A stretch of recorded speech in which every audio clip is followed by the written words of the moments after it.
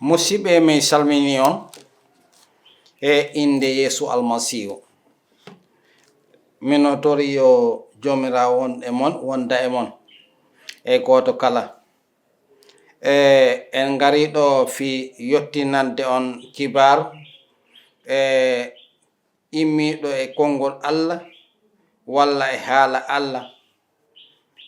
Nde toɓɓere nde jewteten hande nde wiye anniya Allah e golle mum e nde tagodi ndi walla golle mum tagodi ndi.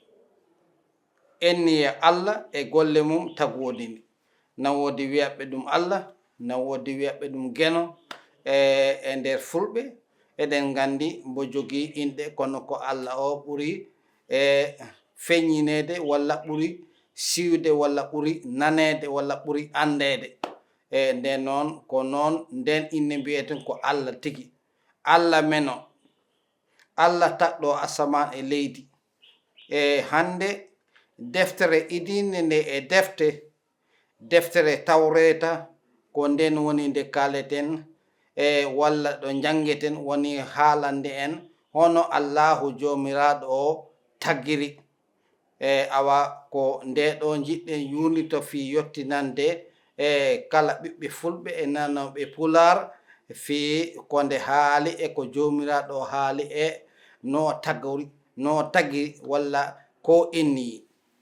Nden ala ko mbatten sina naten e nder konngol jomiraɗo e inde Isa Almasihu.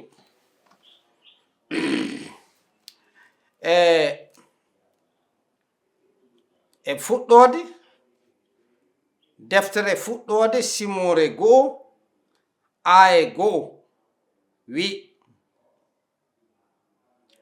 e fuɗɗode Allah tagi asamanuji ɗi e leydi ndi. Eɗen kala e enniya Allahu jomiraɗo o. Konngol Allah hande hongol en wiya e fuɗɗode Allah tagi.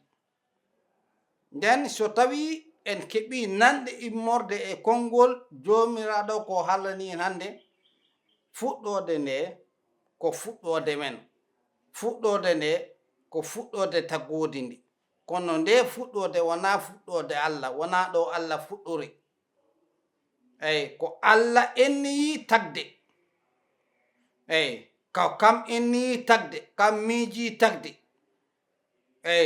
Nden woni fuɗɗode men, fuɗɗode tagodi ndi, fuɗɗode ko hakkillaji men mbawata nangude ko e ko mbawaten haalde fimum ko. Ko ɗum woni nden fuɗɗode woni en e haalande. To fuɗɗode to Allah, nden Allah hombo wonno. Allah tawi hombo woodi. Ko Allah on e hoore mum enniyi tagde. Wona neɗɗo wi ɗum tagam, wona lekke wi ɗum tagam, wona hunde wi ɗum tagam, wona ndiyam wi ɗum tagam, wona hendu wi ɗum tagam. Kala ko taga ko kam enniyi o tagi ɗum, kono wona ɗum wi ɗum tagam. Ɗum ɗo noon wadde ngol konngol ko ɗum haalanta en. O tagi asamanuji ɗi e leydi ndi. Ko ɗum woni ko konngol ngol haalani en. Wiyani o tagi leydi ndi, nden o tagi asamanuji ɗi. Ko o tagi asamanuji ɗi e leydi ndi. Ɗum noon ina waɗi nafoore fi mbawen ɗum famde kadi tawa kono yaadiri e haala Allah e no yaadiri e konngol Allah. Sabu na wawi wiye ni so o idinoma o tagi leydi ndi, nden ko e leydi he o dari o tagi asamanuji ɗi. Kono konngol ngol wi en walla deftere nde wi en ko o tagi asamanuji ɗi e leydi ndi. Nden ko asamanuji ɗi o tagi, nden o tagi leydi ndi. Joni hoko woni ko dareten golle no o tagiri. Golle no o tagiri. Aya ɗiɗi wi'en nden tawi leydi ndi ala no ndi wayi ndi niɓɓuno walla niɓɓere kunus ina hurno leydi ndi.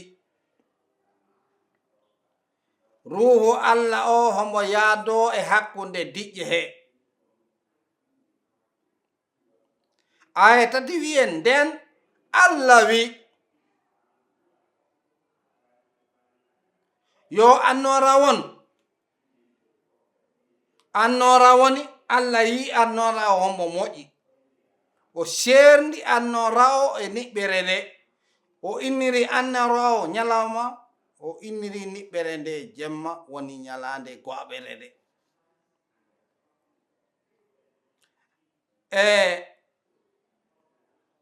Aye tati walla aye jeego wi'en nden Allah wi yo jawu won hakkunde diƴƴe ɗe. Sernda diƴƴe ɗe ɗen gona dow ɗen gona les, walla diƴƴe gonɗe ɗe les e diƴƴe gonɗe ɗe dow. Allah yi ɗum ina moƴƴi. O sendi diƴƴe ɗe ɗen goni dow ɗen goni les. O inniri jawu o asaman. Nden woni kikiɗe Allah weeti woni ñalande ɗimmere nde. Aya jeego wi'en ñalande aya jeego wi'en Allah wi yo ndiyam ɗam gonɗam to lesto yo ɗam hawru e nokku gooto. Yo leydi fajjundi feeñ. Ɗum woniri noon Jomiraɗo Allah o inniri leydi feeñi ndi lesdi, fajjuni ndi lesdi. Wakkati ndiyam kawruɗam ɗo nokku gooto o inniri ɗam ɗon maayo walla baharu no yimɓe fulɓe woɓɓe gandirta ni. Allah Jomiraɗo yi ɗum na moƴƴi no feewi wakkati ɗum woni ñalande tataɓere nde. Aya 11 Allah wi nden noon yo leydi ndi funnu puddiji. Yo leydi ndi funnu puddiji. Tawa ɗin puddiji ɗi dañat awdi e mumen. Wakkati e ɓiɓɓe leɗɗe keɓooje awdi walla kokuje galule e nder mumen ɗum wona awdi mum. Wotere en kala e sifa mum e mbaydi mum. Ɗum wonini noon leydi ndi funni puddiji e ɓiɓɓe leɗɗe walla e leɗɗe e jibinoje ɓiɓɓe dañɗe awdele mum e sifaji mum. Allah yi ɗum ina moƴƴi. Ɗum woni kikiɗe weeti subaka woni ñalande tataɓere nde. Aya 14 Allah wi yo annora won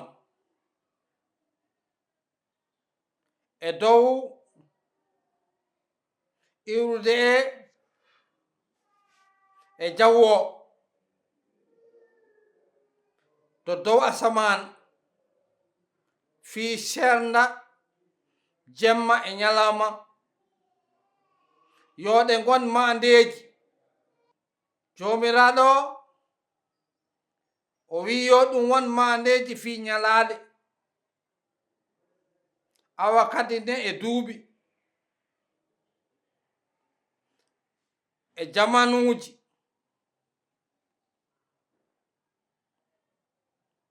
o wi annora o yo laamo e ñalawma o e lewru ndu yo laamo e jemma o tagi kadi koode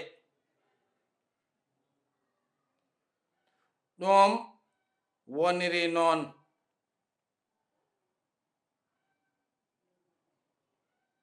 on tuma Allah yowi ɗi mandeji to dow manam e nange nge e dow jawwe lewru ndu to dow nange nge laami ñalawma o lewru ndu woni jemma e kañumma e koode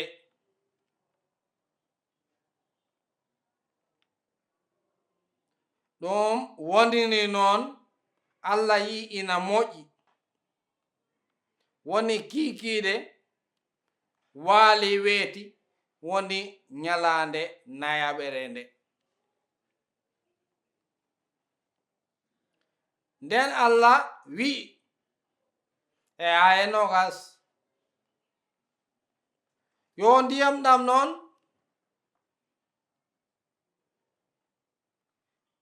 kawruɗam ɗam yo ɗam heɓ kulle guurɗe yo ndiwri colli manam diw e weeyo he faade asaman Allah tagi e kuule ndiyam mawɗe ɗe e tokose ɗe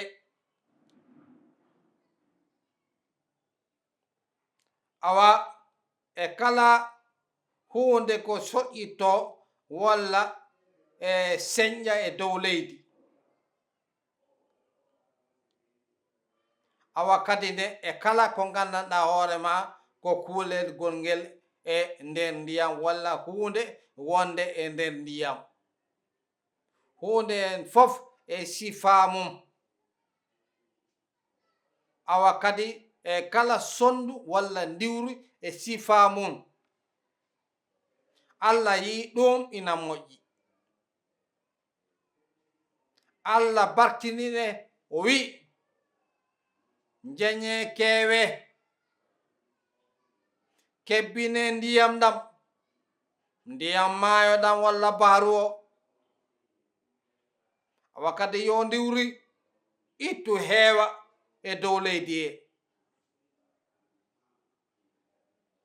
e nden woni kiikiiɗe woni subaka Allah weeti woni ñalaande jooɓere nde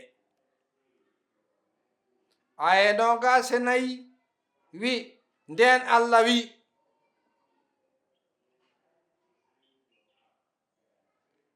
yo leydi ndi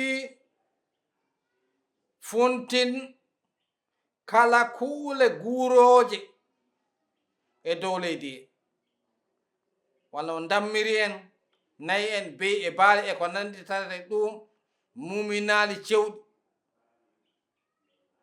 e kala hunde ko sorsosata walla kullel kala ko ngel wawi won e dow leydi e sifaji mum ɗum woniri noon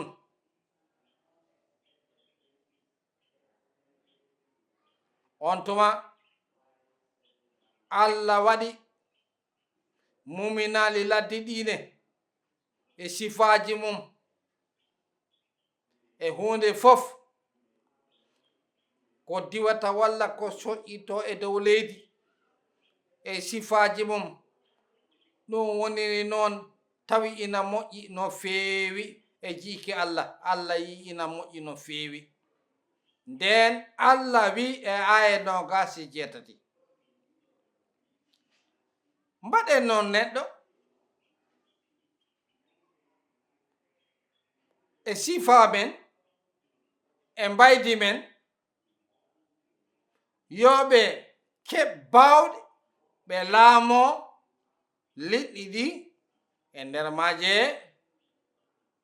e colli ɗi e jawo o walla e asamane e diwri ndi kala e kala hunde walla mummunte ko woni e dow leydi e kala hunde ko soƴƴito e dow leydi. aya nogasi jeeɗiɗi caggal ɗum ko aya nogasi jeego mbiyannomi. aya nogasi jeeɗiɗi wi'en Allah tagi gorko e mbaydi mum, ko e mbaydi Allah o tagi ɗum, gorko e debbo o tagi ɓe. aya nogasi jeetati wi Allah barkini ɓe. Allah wiɓe jeñe kewon kebbinon leydi ndi tef, laamoɗon leydi ndi e dow liɗɗi ɗi ko woni e nder maaji e dow colli ɗi ndiwri ɗi ko woni e jaw walla asamanuji e kala hunde mummunte ko woni e dow leydi. ɗum woniri noon e kala nden Allah wi mi hokki on noon kala hunde kala puddiji nguura, kala ko waɗi ɓiɓɓe walla awdi e mum wana nguura mon.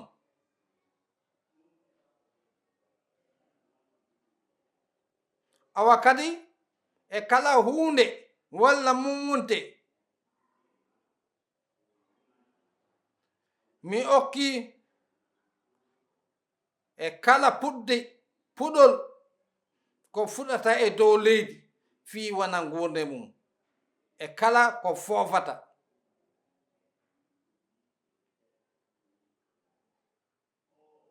nden Allah yi ko taggi ko fof ina moƴƴi no feewi. nden woni kiikiiɗe Allah weeti woni ñalaande jeegoɓere nde. ni Allah tagiri ko tagata ko fof musidɓe e siɓɓe e ko ɗum ɗo woni no Allah tagiri. ɗum ɗo woni eni Allah ko ni o tagiri, ko ɗum ɗo o tagi, ko ni o waɗiri e inde Isa almasihu. tawat eɗen ngara fi yewtude eɗen jewta manam e tawreta, nde deftere tottande nelaɗo meɗen annabi Musa ko ɗo nde haalani en no Allahu jomiraɗo o tagiri. eɗen janga e tawreta e deftere fuɗɗode e Simoore 1 en jangi e Simoore 1 ha e aya 31. en jii e nder ɗe ɗo ñalaɗe jeego ko Allah tagi ko tagodi ndi fof e inde Isa almasihu. musidɓe yiɗɓe worɓe e rewɓe, ko ɗum ɗo woni komin gaddano ne seeɗa. min jetti on, min jarni on e kala mo gandanɗa hoore ma e a heɓi dambugal walla feere wawde hetto e kaɗo haala, woni ka pullo woni walla ka nanɗo pular e minin ma jetta minin ma jarna. so tawi woodi hen ko majjinoma walla ko jiɗɗa lamdo aɗa wawi noddude min minen komin tawa e juulirde waajotonde e fii kibaru moƴƴo e nder leydi Gambi ha e nder aduna o kala e inde Isa almasihu. awa gade minen on jetta, minen on jarna, minen on barken e jomiraɗo barkinon e inde Isa almasihu. amen.